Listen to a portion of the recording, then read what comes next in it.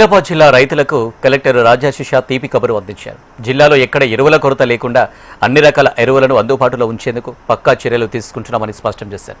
El Niño ప్రభావంతో గత 10 రోజులుగా వర్షాలు లేక అన్నదాతలు ఆందోళన చెందుతున్న తరుణంలో రాబోయే 2-3 రోజుల్లో వర్షాలు పడే అవకాశం ఉందంటూ భరోసా ఇచ్చారు. ఒకవేళ వర్షాభావ పరిస్థితిలో ఎదురైతే ప్రత్యామ్నాయ పంటల సాగుకు సిద్ధంగా ఉండాలని సూచించారు.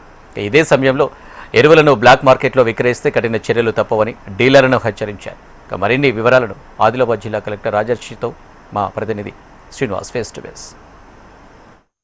వర్షాభావ పరిస్థితుల నేపథ్యంలో ఆదిలాబాద్ జిల్లా రైతాంగం అంతా కూడా ఆందోళన వ్యక్తం చేస్తున్న పరిస్థితుల్లో ప్రత్యామ్నాయ పంటల సాగు అదేవిధంగా ఎరువులకు సంబంధించి ఎలాంటి ఇబ్బందులకు తలెత్తకుండా ఇప్పటికే జిల్లా కలెక్టర్ వ్యవసాయ శాఖ అధికారులను ఆదేశాలు జారీ చేయడం జరిగింది. ఇందుకు సంబంధించి ఇప్పటికే సమావేశాలు కూడా నిర్వహిస్తున్నారు. సార్ చెప్పండి, ఎల్నినో ఎఫెక్ట్ చాలా ఎక్కువగా ఉంది, ప్రత్యామ్నాయం ఏం చేయబోతున్నారు? ఎరువుల కొరత కూడా చాలా ప్రాంతాల్లో కనిపిస్తుంది.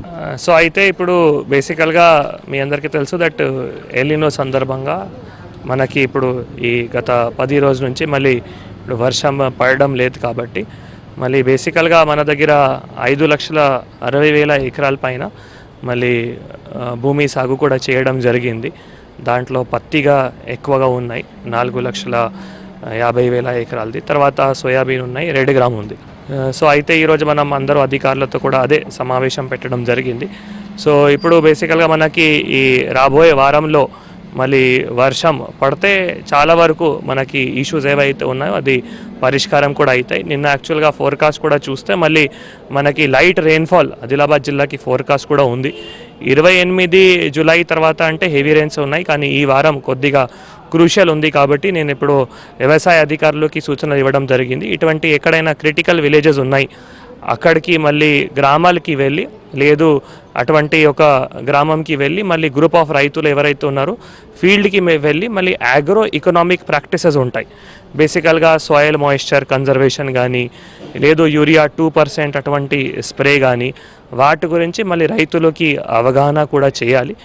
మనకి కాంటింజెన్సీ ప్లాన్ కూడా ఉన్నాయి. ఒకవేళ మనం 15 ఆగస్టు వరకు కూడా మళ్ళీ ఏవైతే పంట వివిధ స్టేజెస్ ఉన్నాయో అప్పటి వరకు కూడా ఒకవేళ మళ్ళీ వర్షం మనం సరిగా రాకపోతే మళ్ళీ మనం వేరే ఆల్టర్నేటివ్ క్రాప్ అంటే రెడ్ గ్రామ్కి కూడా వెళ్ళడానికి కూడా ఆస్కారం ఉంటాయి. దాని సందర్భంగా మళ్ళీ మనకి ప్రత్యేకంగా ఆర్టిఫిషియల్ ఇంటెలిజెన్స్ అడ్వైజరీ కూడా మళ్ళీ తెలంగాణ ప్రభుత్వం వ్యవసాయ శాఖ రైతులకి అటువంటి అడ్వైజరీ కూడా పంపించడం జరుగుతుంది. అది ఒకటి నేను చెప్తున్నాము ఎల్నినో సందర్భంగా.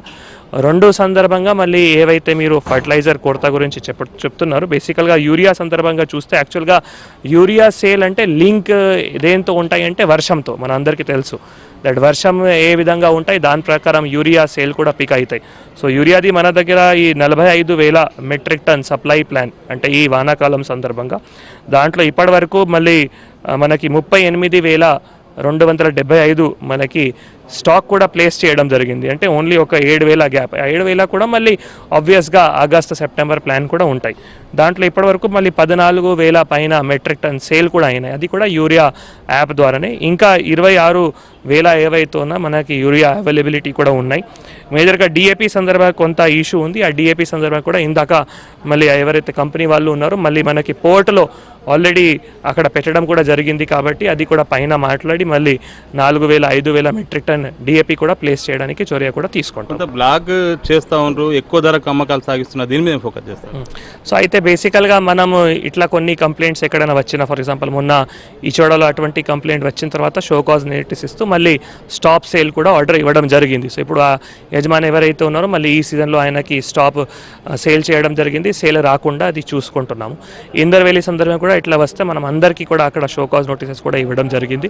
ప్రత్యేకంగా ఎక్కడైనా మాకు ఇట్లాంటి ఇష్యూస్ వచ్చినా కూడా మళ్ళీ దానికి మా వెంటనే మళ్ళీ ఎవరైతే ఫర్టిలైజర్ ఇన్స్పెక్టర్ మనకి ఎంఏ ఉంటారో వాళ్ళ ద్వారా మళ్ళీ అక్కడ షో కాజ్ నోటీసెస్ ఇస్తూ మళ్ళీ స్టాప్ సేల్ ఏవైతే ఆర్డర్స్ ఉన్నాయో అది కూడా అప్పటికి అప్పుడు కూడా ఇవ్వడం జరుగుతుంది. మొత్తానికి ఎరువుల కొరత లేకుండా చూసుకుంటాం. రైతులు ఎవరు కూడా ఆధారపడవద్దు. 4-5 రోజుల్లో వర్షాలు కురిసే అవకాశం ఉన్నట్లు వాతావరణాధికారులు కూడా పేర్కొన్న నేపథ్యంలో ఆధారపడకుండా ఉండాలి. ఎరువుల కొరత కూడా లేకుండా చూస్తున్నాము. ఖచ్చితంగా ఎక్కడైనా ఎరువులకు సంబంధించిన ఇబ్బంది తలెత్తితే వెంటనే వ్యవసాయ అధికారులకు కంప్లైంట్ చేయాలని చెప్పి కలెక్టర్ గారు పేర్కొన్న పరిస్థితి. శ్రీనివాస ఆదిలాబాద్.